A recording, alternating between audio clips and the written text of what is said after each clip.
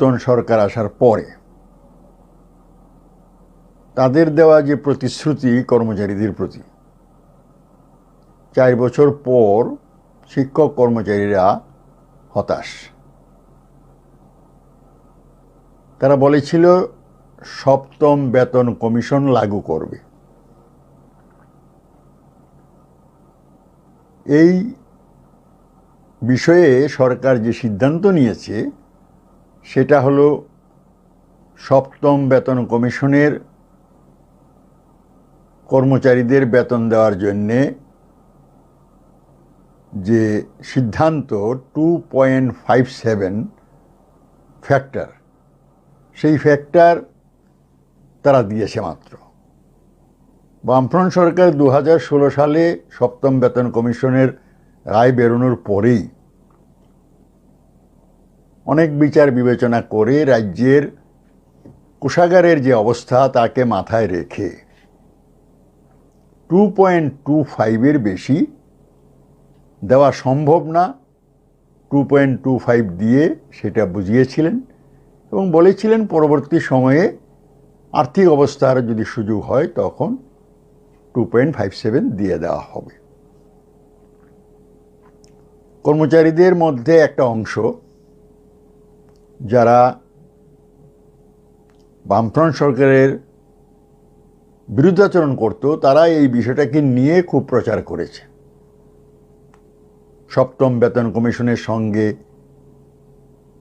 রাজ্য কর্মচারীদের বেতনের ফারাক কত? বামফ্রন্ট দিয়েছে 14,000, গ্রুপ ডিকে তোমার পাওয়ার কথা 21,000, গ্রুপ সিকে বলছে তোমাকে দিয়েছে 25-26,000, তুমি পাওয়ার কথা 35-40,000। অফিসারদের বলেছে আপনারা পাচ্ছেন 50,000, আপনাদের বেতন হওয়ার কথা 1.25 লাখ। দেখো, যদি 7ম পে কমিশন হইতো তাইলে আমার 20,000-এর বেতন হইতো 40,000, আর তার 40,000 তার হইতো দেখো 1.25 লাখ টাকা বেতন। এবং কর্মচারীদের মধ্যে বাম বিরোধী সংগঠনগুলো, কর্মচারী সংঘ তাদের যে সংগঠনের নাম, তারা তখন লিফলেট বিতরণ করেছে এবং ভোটের সময় প্রধানমন্ত্রী থেকে শুরু করে যারাই এখানে এসেছেন, কেন্দ্রীয় সরকারের মন্ত্রী হোক বা শাসক দলের নেতা হোক, অমিত শাহ ইত্যাদি, তারা বলেছে ভোট দিলেই সব দিয়ে দেওয়া হবে। भारतीय जनता पार्टी की सरकार बनने के बाद त्रिपुरा के सभी सरकारी मुलाजिम को 7th पे कमीशन लागू कर दिया जाएगा। 18 तारीख को वोट दीजिए, 3 तारीख को सरकार बनाइए, 4 तारीख से सरकारी कर्मचारी को 7वां वेतन आयोग मिलेगा। किसी का मोबाइल है तो रिकॉर्ड कर लीजिए। किस लिए बीजेपी जो बोलता है वो करता है। बीजेपी सरकार आएगा, पहला कैबिनेट में हम सरकारी कर्मचारी को 7th पे कमीशन देते रहेगा, ये हमारा वादा है। भारतीय जनता पार्टी प्रदेश सरकार আসার সঙ্গে সঙ্গে আমরা আগেই ঘোষণা করেছি 7th পে কমিশন আমরা প্রথম ক্যাবিনেটে লাগু করব। এই আশা ভরসা নিয়ে কর্মচারীদের একটা অংশ বিশ্বাস করে তাদেরকে ক্ষমতাসীন করেছিলেন, বামফ্রন্ট সরকারকে ভোটে হারিয়ে দিয়েছিলেন। বামফ্রন্ট সরকারের সময় আর্থিক কষ্ট থাকা সত্ত্বেও নিয়ম মেনে জানুয়ারি এবং জুলাই মাসে সাধ্যের মধ্যে 1-2% করে ডিএ ঘোষণা করতেন। কেননা এই ডিএ হলো জিনিসপত্রের দাম যে বাড়ে তাকে নিউট্রালাইজ করার জন্য, এটা ডেফার্ড ওয়েজ হিসাবেই গণ্য হয়। বাংলায় এই ডিয়ারনেস অ্যালাউন্সকে মহার্ঘ ভাতা বলা হয়, অর্থাৎ জিনিসের দাম বাড়ে, এটাকে পুষিয়ে দেওয়ার জন্য 6 মাস পর পর প্রাইস ইন্ডেক্সকে সামনে রেখে দিয়ে দেওয়া হয়। কেন্দ্রীয় সরকার এটা করে, বিভিন্ন রাজ্যে রাজ্যে করে, আমাদের রাজ্যেও হতো। কিন্তু দেখা গেল 18 সালের পরে 2.57 দেওয়ার জন্যে একটা কমিটি গঠন করা হলো এবং 18-19 সালের মাঝামাঝি সময়ে অর্থাৎ ওই অর্থবর্ষের 6 মাস যাওয়ার পরে তারা ঘোষণা করলো, তাতে দেখা গেল কর্মচারীদের বেতন বেড়েছে 14.2%। বামফ্রন্ট যখন 2.25 দিয়েছিল তখন বেতন বেড়েছিল 19.4%। তো টাকার অঙ্কে যে সমস্ত কথা বলেছিল 14,000টা 16,000 হয়েছে, গ্রুপ ডির ক্ষেত্রে 21,000 হয়নি। একইভাবে 2.57ও সব জায়গায় দেওয়া হয়নি। গ্রুপ সির ক্ষেত্রে যেটা 20-22,000 হওয়ার কথা এটা 18,000-এ ফিক্স করে দিয়েছে। তো এই সমস্ত বিষয় প্রথম দিকে বুঝতে না পারলেও এখন কর্মচারীরা বুঝছে। ইদানিং খুব সম্ভবত গত রবিবার কর্মচারী গেজেটেড কর্মচারী সংঘের একটা সম্মেলন, খুব সম্ভবত জেলা সম্মেলন আগরতলায়, সেখানে শিক্ষামন্ত্রী এক নূতন ভাষ্য নিয়ে উপস্থিত হলেন। 2.25 থেকে যে 2.57 দেওয়া হয়েছে, এই যে 32% ডিএ দেওয়া হয়েছে, আমাদের আমলে 2.25 ফ্যাক্টর ছিল, আর তাহলে 257 কিভাবে হলো 2.57? 32% ডিএ এনে 2.25 এর সাথে ঢুকিয়ে দিয়ে 32% ডিএ 2.25 এর সাথে ঢুকিয়ে দিয়ে 2.57 ফ্যাক্টর করা হয়েছে, অর্থাৎ বেসিক বাড়িয়ে দিয়েছে। একেবারে ডাহা মিথ্যা কথা। ওটা মোটেই ডিএ নয়। কেন্দ্রীয় সরকার যখনই 10 বছর পর পর পে কমিশন করে, সেই সময়ে মূল যে বেতন তার সঙ্গে যে ডিএ পাওয়া যেত, এই দুটোকে মিলে মূল বেতন করত এবং একটা বুস্টার কিছু টাকা অতিরিক্ত বাড়িয়ে দিত। ষষ্ঠ বেতন কমিশনের সময় মূল বেতন 100 ছিল, 74% ডিএ ছিল। 1.74 এর জায়গায় 1.86 দিয়ে বুস্টার 0.12। একইভাবে সপ্তম বেতন কমিশনের সময় 100 টাকা বেতন, 125% ছিল ডিএ, এটা মিলে 225 মানে 2.25, বর্তমান বেতনের 2.25 হবে এবং তার সঙ্গে বুস্টার দেওয়া হয়েছে 0.32। এটা দিয়ে 2.57 ফিটমেন্ট ফ্যাক্টর বলে এটাকে, এটা দিয়ে বেতনক্রম ফিট করা হয়েছে। তো উনি এখানে বোঝানোর চেষ্টা করলেন এখন যে 31% দিয়ে বকে আছে, আগামী দিয়ে দেওয়া হয়েছে। কর্মচারীরা এটা এখন হারে টের পাচ্ছেন যে এই সরকার আসার পর 4 বছরে 8 বার দিয়ে পাওয়ার কথা, জানুয়ারি জুলাই করে 8 বার পাওয়ার কথা, আর 1% করে দিলেও 8% হওয়ার কথা। কত দিয়েছে? 1 টাইম 3%। এরপর আর কোনো কথাবার্তা নাই। কেন দিতে পারছে না তাও নাই। বিধানসভায় প্রশ্ন করা হয়েছিল অর্থমন্ত্রীকে কত ডিএ বাকি আছে, তখন বাকি ছিল 25%। এই ডিএ দিতে কত টাকা লাগে বলেছে। কেন দেওয়া হচ্ছে না? অর্থের সংস্থান নাই, সংস্থান হলে দেওয়া হবে। যেটা বামফ্রন্ট সরকারের আমলের অর্থমন্ত্রীরা একই কথা বলতো, এটা বর্তমান অর্থমন্ত্রী একথা বলেছেন। কারণ এটাই সত্য, সরকার যে দলেরই থাক, আমাদের মতো রাজ্যে যার নিজস্ব ইনকাম কম, কেন্দ্রীয় সরকার থেকে যে টাকা পাওয়া যায় আর রাজ্যের যা আয় হয় তা দিয়ে কেন্দ্রীয় সরকারের মতো করে দিয়ে দেওয়া সম্ভব না। বিগত 25 বছর একটা সরকার চেষ্টা করেছে দেওয়ার জন্য, কিন্তু দেখা যায় শেষ পর্যন্ত দেওয়া যায় না। এর যে আগের সরকার ছিল কংগ্রেসের 88 থেকে 93, তারা যখন যায় তারাও তখন 41% ডিএ বকেয়া রেখে গিয়েছিল। 25 বছরে ওইটাকে পূর্ণ করে 125-এর জায়গায় 88% দিতে পেরেছিল। কিন্তু সপ্তম বেতন কমিশন হওয়ার পরে অর্থের খুবই সমস্যা, তার মধ্যেও অন্তত এক্সিস্টিং যে 100% ডিএ এটাকে নিয়ে 2.25 দিতে 1242 কোটি টাকার প্রয়োজন হয়েছিল, যখন এই টাকা দিতে ঋণ করতে হয়েছে। এই যে বলে বামফ্রন্ট সরকার 11,500 কোটি টাকার ঋণের বোঝা ফেলে গেছে। ষষ্ঠ বেতন কমিশন কার্যকরী করতে 35% বেতন বৃদ্ধি করা হয়েছিল শিক্ষক কর্মচারীদের। সেই সময় কেন্দ্রীয় মন্ত্রী ছিলেন চিদাম্বরম। ওনার কাছে এই রাজ্যের অর্থমন্ত্রী বাদল চৌধুরীকে বলেছিলেন যে আমরা এটা চালু করতে লাগে।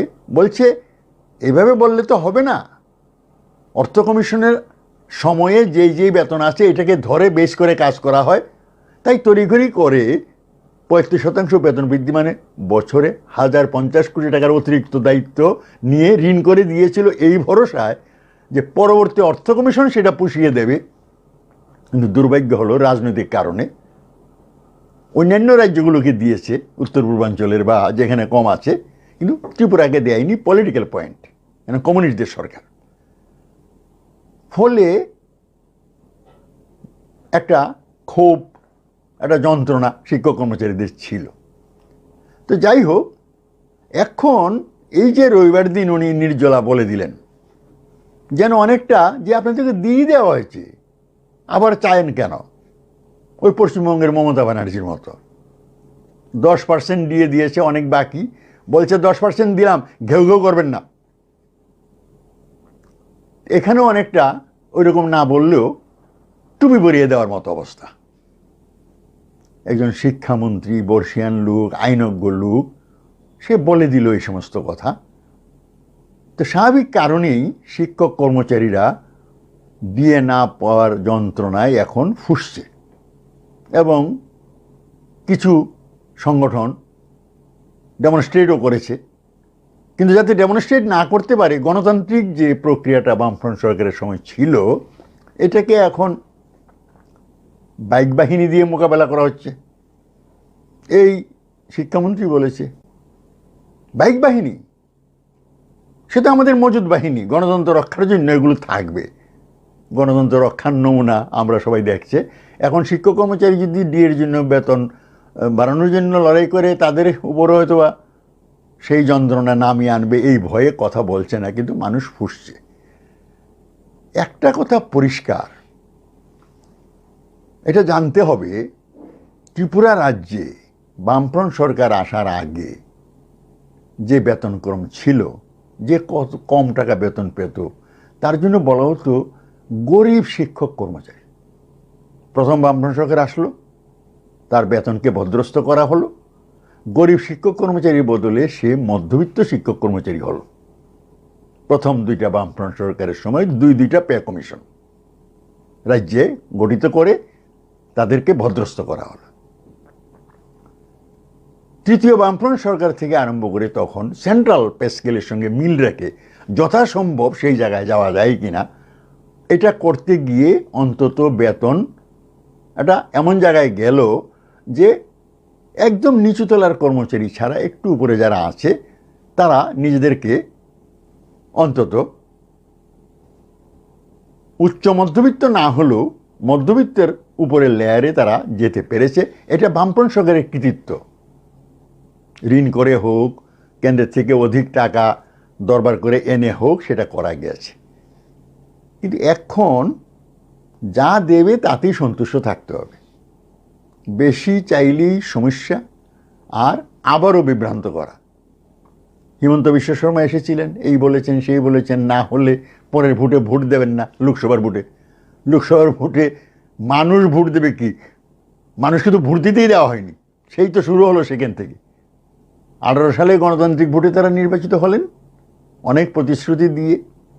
শুধু শিক্ষক কর্মচারী না, অন্যদেরকেও প্রতিশ্রুতি দিয়েছে। 2000 টাকা ভাতা আর প্রতিশ্রুতি এখনও পালন করতে পারল না। এবারের বাজেট ভাষণে কি বললেন? এর জন্য একটা কমিটি করা হবে, এই কমিটির পরীক্ষা নিরীক্ষা করে তারপর দেবে। আজব কথা। ডিএ বাড়াতে যেমন কোনো কমিটি লাগে না, কেন্দ্রকে ফলো করে পার্সেন্টেজ দেওয়া যায়, ক্ষমতা না থাকলে কম পার্সেন্টেজ দিয়েও তাকে বোঝানো যায়। ভাতা বাড়াতেও তো 700 টাকা থেকে যখন 1000 টাকা করলো তখন কি কমিটি করেছিল? বামফ্রন্টের সময় 700 ছিল, তারপরে যে এরা মাঝখানে 1000 টাকা করলো তখন কি কমিটি হয়েছে? না। আজকে 2000 দেওয়ার জন্য কমিটি কেন? শিয়রের সমন, ভোট আসছে এই করে টাইম পাস করো। এমন সময় কমিটির রিপোর্ট বেরোবে চাইলেও দিতে পারবে না নির্বাচনী আচরণবিধির জন্য, তখন বলা হবে আবার আনো তারপর দেব। এই যে গরিব মানুষের সঙ্গে রসিকতা করা, শিক্ষক কর্মচারীদের মিথ্যা প্রতিশ্রুতি দিয়ে এরা এটা করছে। তো এখন গণতান্ত্রিক ব্যবস্থাটার এমন অবস্থায় গেছে যে কেউ কিছু চাইতে পারবে না। এই বাজেট ভাষণে বলা হলো যে মারাত্মক। এই বাজেট ভাষণের সময় দেখলাম অর্থমন্ত্রী এক লাইন পরে চুপ করে থাকে, ধ্বনি উঠে মোদি মোদি শুরু করে সব দুহার দেয়, তারপরে আবার অর্থমন্ত্রী আরম্ভ করে। এই বিষয়গুলো আজকে যারা সরকারে আছে তাদের যে চরিত্র, অগণতান্ত্রিক চরিত্র, জনবিরোধী চরিত্র, শিক্ষক কর্মচারী বিরোধী চরিত্র এখানে এসেছে। এবং সাংবিধানিক সমস্ত জায়গাগুলোতে প্রচলিত সংবিধানের যে নিয়ম কানুন এগুলোকে মানা হচ্ছে না। বিধানসভার ভিতরে ব্যক্তির নাম নিয়ে স্লোগান, পার্লামেন্টও হয়েছে মোদি মোদি, এখানেও মোদি মোদি করছে। তখনই আমরা যারা একটু মানব সভ্যতার ইতিহাস নিয়ে পড়াশোনা করি আমাদের মনে পড়ে যায় যে 100 বছর আগে জার্মানি রাইখস্টাগে এমনি স্লোগান উঠেছিল, হের হিটলার হের হিটলার। ওই স্লোগান আর এই স্লোগানে কোনো পার্থক্য নাই। ওইখানে দর্শনটা ছিল ফ্যাসিবাদ, এখানে গণতান্ত্রিক দেশে প্রশাসন সরকার ফ্যাসিবাদী কায়দায় চলছে। আর কিছু লোক আছে যারা নাকি বোঝায় মারাত্মক, যেমন রতননাথ মন্ত্রী, তিনি এক্সপার্ট। আগে স্পিকারকে ডিকটেট করতো, এইবার স্পিকারকে ডিকটেট করতে গিয়ে সমস্যা হয়েছে, স্পিকারের সঙ্গে ওনার একটু মতপার্থক্য হয়েছে, উনি সব জানতা। কিন্তু আজকে তার ভূমিকাটা মারাত্মক হয়ে গেছে। তুর্কিস্তানের একটা প্রবাদ বাক্য আছে, when a clown enters A palace he does not become a king, rather the palace become a circus। আজকে বিধানসভাকে এই জায়গায় নিয়ে গেছে। যারা পবিত্র বিধানসভাকে এই জায়গায় নিয়ে যেতে পারে। রাজ্যসভার ভোট হলো, বিধানসভার ভিতরে বিধানসভার একটা ডেকোরাম আছে, দেখা গেল বিধানসভার ভিতরে ভারত মাতা কি জয় বলে একেবারে গরম করে ফেললো। শুধু এমএলএ না, বাইরের লোকজন সবই, বাইরে করো না, ভিতরেই করতে হবে, নিয়ম মানব না, সংবিধান মানব না। এই যে বিষয়গুলো যাচ্ছে, আজকে লেনিনের ভাষায় বলতে হয় রুটির চাইতে গণতন্ত্রের দরকার বেশি। না খেয়ে 1-2 দিন থাকা যায়, কিন্তু কথা না বলে থাকা যায় না। আজকে আমাদের রাজ্যেও সকল অংশের মানুষের কাছে এটাই আসছে, শিক্ষক কর্মচারী সহ সকলের, যে গণতন্ত্র দাও, এবং গণতন্ত্রের জন্যে আজকে পরিবর্তন দরকার, আরেকটা পরিবর্তন। তো সেই পরিবর্তনের জন্য লড়াইয়ের মধ্যে যেতে হবে। আর কর্মচারীদের এই যে বঞ্চনা 31% দিয়ে বাকি আছে, হয়তোবা কোনো কারণে ভোটের বছরে মাঝখানে হঠাৎ করে 1-2-3% দিয়ে ঘোষণা করতে পারে, কখনোই দেবে না। তাহলে এটা পরিষ্কার ছিল যে একটা রাজ্য সরকার, ত্রিপুরার মতো একটা রাজ্য সরকার, ডাবল ইঞ্জিনের সরকার হলেও কেন্দ্রের সঙ্গে মিল রেখে অটোমেটিক দিয়ে দেওয়া যায় না। যেটা 25 বছর বলা হতো, বলতো মিথ্যা কথা। বামফ্রন্ট সরকারের টাকা আনে, কর্মচারীর টাকা দিয়ে নাকি অন্য কিছু করে, কর্মচারীরে দেয় না, বঞ্চনা করে, কেউ কেউ বিশ্বাস করতো। আজকে তো এই প্রশ্ন নাই, বাজেটের ভলিউম বাড়ছে, তারপরেও দিতে পারছে না কেন? মুদ্রা কথা হলো ওই প্রশ্ন যে ন্যায্য পাওনা দেওয়া হবে না, চাইলে রাষ্ট্রযন্ত্রকে ব্যবহার করে, দলীয় বাহিনীকে ব্যবহার করে তাদের আটকে দেওয়া হবে। তো এখন যেই টাকা বাকি আছে, আমি যদি হিসাব করি 31% ডিএ বাকি। একটা ডিএর জন্য 80-85 কোটি টাকা যায়। প্রশ্ন আসতে পারে যে কর্মচারীরা তো ভালোই আছে, তাদেরকে টাকা দিয়ে কী লাভ? তাদের হাতে টাকা গেলে মধ্যবিত্ত হলো ভোগবাদী, সে টাকা পেলেই খরচ করবে। আর এই টাকা খরচ করলেই মার্কেটে অর্থের যে যোগান হবে, তাতে কিন্তু বিভিন্ন অংশের মানুষ তারা উপকৃত হবে। সবজি ব্যবসায়ী থেকে আরম্ভ করে কাপড়ের ব্যবসায়ী, অটো চালক থেকে আরম্ভ করে গাড়ি চালক, এরা সেটা পাবে। তো এই দিয়ে দেওয়ার পেছনে তাদেরকে যেমন নিয়ম অনুযায়ী বঞ্চনা না করা, আবার অপরদিকে সার্কুলেশন অফ মানি যখন মার্কেটে হবে, তখন মানুষ খরচ করবে, মানুষ ভোগ করবে, তাতে অর্থনীতি একটু চাঙ্গা হবে। তো সর্বশেষে আমার যেটা বক্তব্য সেটা হলো, এই সরকার শিক্ষক কর্মচারীদের বকেয়া দিয়ে দেওয়ার ক্ষেত্রে মোটেও আন্তরিক না। আমরা 1242 কোটি টাকার দায়িত্ব নিয়েছিলাম বিপদে পড়ে, তারা যখন দেয় তখন 14.2%-এ 916 কোটি টাকা বছরে তাদের লাগত, এবং এর জন্য কেন্দ্রীয় সরকার 750 কোটি টাকা দিয়েছিল অতিরিক্ত। এরপর আর কিন্তু দিচ্ছে না। না দেওয়ার ফলে কি হয়েছে, এই বর্ধিত বেতনের ভার বহন করতে গিয়ে তারা যে ঋণ করছে 25 বছরে 11,500, আর 4 বছরেই তারা 11,000 কোটি টাকা ঋণ নিয়ে বসে আছে। আর যেই বাজেট পেশ করেছে, এটা যোগ করলে 13,000 13,500 কোটি হয়ে যাবে। তাহলে তাদের এটা বোঝা উচিত, বা তাদেরকে ফলো করে যারা ত্রিপুরা মানুষের বোঝা উচিত, এই রাজ্যের মধ্যে যারাই সরকার চালাক, সকলের ন্যায্য পাওনা দিতে যে রঙের সরকারই হোক দিতে পারবে না। কারণ কেন্দ্র থেকে, কেন্দ্রের যে রিসোর্স আছে, এটাকে ভাগ করার যে ফর্মুলা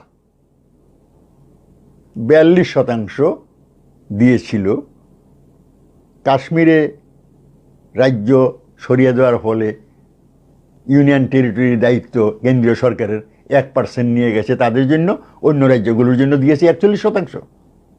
এই যে পঞ্চদশ অর্থ কমিশন তাদের সময় তো হয়েছে, চতুর্দশ অর্থ কমিশনও তাদের সময় হয়েছিল। সেই সময় আমরা চেয়েছিলাম প্রায় 65,000 কোটি টাকা, পেয়েছি কত? 31,308 কোটি টাকা, 48.5% আমরা যা দাবি করেছি তার। এরা যখন সরকারে আসলো, তারা দাবি করলো 1,07,000 কোটি টাকা। আমরা যারা অপোজিশনে আছি, দল বা এমএলএ, আমরাও গিয়ে বলেছি রাজ্য সরকারের যে দাবি 1,07,000 কোটি টাকা, তার চাইতে বেশি দিতে পারলে ভালো, অন্তত ন্যূনপক্ষে এই দাবিটা যেন পূরণ করা হয়। কিন্তু এখন আমরা হিসাব করে দেখলাম যে যেই টাকার ফ্লো দেখানো হয়েছে, সবটা আসে না, কম আসবে, কিন্তু বইয়ে যা দেখানো আছে তাতে 49.4%, মানে 0.9%, 1% বাড়াতে পারে নাই। তাহলে এই ডাবল ইঞ্জিনের সরকার হলে পরে যা চাই তাই হবে, এটা হয় না। আমরা দেখেছিলাম সেই জোট আমলে সুধীর মজুমদার মুখ্যমন্ত্রী ছিলেন, উনি যে যা চাইছে খরচ করতে শুরু করলেন, তারপরে দেখা গেল টাকার শর্ট, দৌড়ে গেলেন রাজীব গান্ধীর কাছে, গিয়ে বললেন টাকা দাও। বললো নিয়মের বাইরে টাকা খরচ করো কেন, টাকা দেওয়ার নিয়ম আছে। যতটুকু শুনেছি তাদের নিজেদের আলোচনা, তারপর বলেছে যাই হোক, প্রথম অভিজ্ঞতা ভুল করেছ, 30 কোটি টাকা দিয়ে দিচ্ছি। কিন্তু মনে রাখবে ত্রিপুরাতে সরকার এনে দিয়েছো বলে তুমি যা চাইবে তা করবে, তা কিন্তু হবে না। It is for the last time, অতিরিক্ত টাকা দেওয়া হলো দেবে না। এখনও তাই করছে, ফর্মুলাতেই টাকা দিচ্ছে, বেশি টাকা দিচ্ছে না। কাছাকাছি ওরা আসলে, ডাবল ইঞ্জিন আসলে পরে কারিগরি টাকা আসবে, সকলের দাবি পূরণ করে দেবে, তা তো হয়নি। বেকারদেরটা 50,000, এই যে তাদের লেবার অ্যান্ড এমপ্লয়মেন্টের যে চ্যাপ্টার ভিশন ডকুমেন্টের, সেখানে 7 নম্বরে লেখা আছে 50,000 শূন্য পদ 1 বছরের মধ্যে পূর্ণ করবে। এগুলো বলার জন্য বলেছে, এখন তো পূর্ণ করতে পারবে না। আর কেবল আগের সরকার শেষ করেছে, এই করেছে, 10,323 আগের সরকারের পাপের ফল, এই সমস্ত বলে বাজার গরম করার চেষ্টা করছে। তো যাই হোক, মূলত শিক্ষক কর্মচারীদের এই সরকার বঞ্চনা করছে এবং দিতে যে পারছে না সেটা স্বীকার করছে না। আগের সরকার প্রতি 6 মাসে করে দিয়ে দিত, এখন এই ফর্মুলা মানতে রাজি না। কেন্দ্রীয় সরকারের ফর্মুলা, কেন্দ্রীয় সরকার কিন্তু দিচ্ছে, জানুয়ারি জুলাইতে এটা দিচ্ছে, জানুয়ারিতে এপ্রিল মাসে ঘোষণা করে এফেক্ট দেয় জানুয়ারি থেকে। এই যে এখন দিয়েছে 3%, এটা এপ্রিল মাসে ঘোষণা করেছে, এই মার্চের শেষে ঘোষণা করেছে, কিন্তু এটা দেওয়া হবে জানুয়ারি থেকে। আবার আরেকটা ঘোষণা হবে, জুলাই মাস গিয়ে পার হয়ে যদি সেপ্টেম্বর অক্টোবরও ঘোষণা করে, উইথ এফেক্ট ফ্রম জুলাই দেবে। তারা এই ফর্মুলা মানছে, কিন্তু এখানেই ফর্মুলা মানছে না। কাজেই শিক্ষক কর্মচারীদের আজকে গর্জে ওঠা উচিত। ত্রিপুরা রাজ্যে শিক্ষক কর্মচারীদের বিরাট সংগ্রামের ইতিহাস আছে। 1975-এর লাগাতার ধর্মঘটের মধ্য দিয়ে তারা তাদের দাবি আদায়ের জন্য চেষ্টা করেছে। জরুরি অবস্থা করে আক্রমণ করেছে, শিক্ষক কর্মচারীদের ছাঁটাই করেছে, এগুলো সত্ত্বেও ভয় পায়নি, লড়াই করেছে, বরঞ্চ অত্যাচারী তার রাজত্ব হারিয়েছে। শিক্ষক কর্মচারীদের প্রতি বন্ধু সরকার এসেছে, তাদের ন্যায্য পাওনা যথাসম্ভব মিটিয়ে দেওয়ার চেষ্টা হয়েছে। তাহলে সেটা কারা? সেটা হলো বামফ্রন্ট সরকার, যে নাকি গরিব মানুষ, মধ্যবিত্ত, নিম্ন মধ্যবিত্ত তাদের প্রতিনিধিত্ব করে এবং এদের স্বার্থ দেখতে গিয়ে ধনীরাও উপকৃত হয় আমাদের রাজ্যে। কারণ তাদের হাতে যখন পয়সা যায়, ব্যবসায়ীরা বলতো চৈত্র মাসে লোক কম আসছে, রেগার কাজ কি কম হচ্ছে? শহরের ব্যবসায়ী বলছে রেগার কাজ কম হচ্ছে কিনা, কারণ হকার্স কর্নারে গ্রামের গরিবরা আসছে না কেন? যেই টাকা দেওয়া হয়েছে দেখা গেল যে সবাই দৌড়ে এসেছে। তো জানতো যে গরিবের হাতে টাকা গেলে ব্যবসায়ীর ব্যবসা বাড়ে, গরিবের হাতে টাকা গেলে মাছ বাজারে বিক্রি বাড়ে, সবজি বাজারে বিক্রি বাড়ে। তো এই বিষয়গুলো হলো পরীক্ষিত সত্য। এখন তারা এই সরকারি টাকা যাওয়া আসছে, এটাও সবটা মানুষের কাছে যাচ্ছে না। ফলে ব্যবসায়ী সহ অন্যান্য অংশের মানুষ তারাও কিন্তু সেভাবে লাভ দেখছে না। তো সব অংশের মানুষই এখন এই সরকারের প্রতি মোহমুক্ত হয়েছে, তার বিরুদ্ধে লড়তে চায়, ডান্ডা দিয়ে ভয় দেখে আটকে রেখেছে। কিন্তু একটা সময় আসলে এই ডান্ডাও কাজ করবে না।